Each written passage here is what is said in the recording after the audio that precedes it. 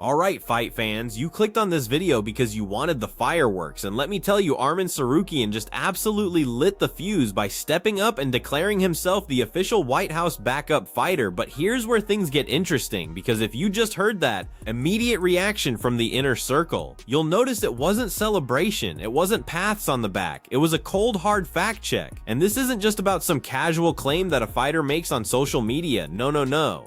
This speaks absolute volumes about the perceived friction, the tension that exists between Arman and the UFC as an organization. Think about it this way. When a fighter of his caliber, someone who's proven himself time and time again, steps up and makes this declaration, and then the organization remains officially silent, that fuels the speculation like gasoline on a fire.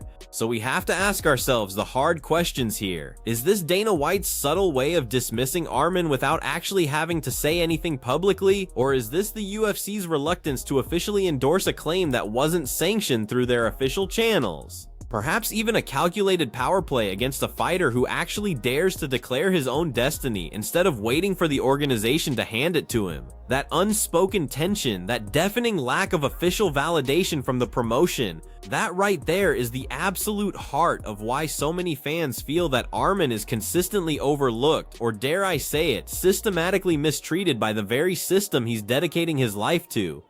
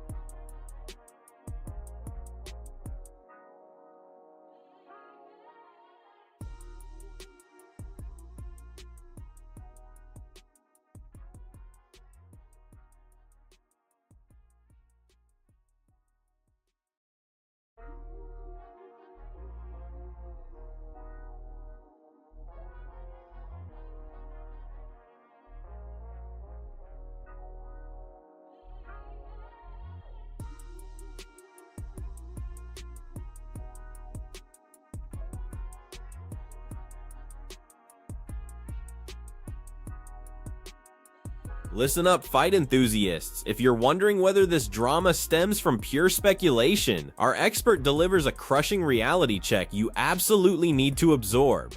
Arman has legitimately secured his position as backup through nothing but relentless dedication, rock-solid consistency, and elite-level performances. Yet here's the kicker, the desperate suggestion to formalize his contract, ensure proper licensing, and lock down travel arrangements exposes a mind-blowing organizational failure. Why isn't this standard protocol for the undisputed #1 challenger? This conversation shouldn't even exist for a billion-dollar enterprise staging massive pay-per-view spectacles. The necessity of public advocacy for these fundamental preparations reveals profound hesitation from the promotion to invest in Arman at the level his octagon dominance absolutely demands. He's perpetually campaigning, battling for recognition that his performances have earned beyond any shadow of doubt, forcing fans worldwide to question why he wages equally fierce wars outside the cage for basic respect as he does inside it for victories.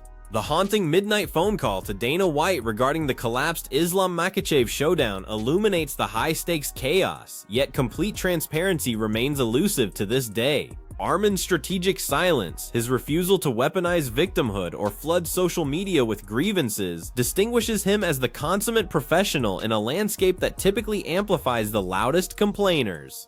But here's the million-dollar dilemma. Does the UFC genuinely reward this exemplary professionalism, or does it inadvertently trap him in competitive purgatory precisely because he refuses to create unnecessary drama? This mutual silence perpetuates the narrative that Arman navigates treacherous waters without proactive organizational support, essentially becoming a victim of his own integrity and class.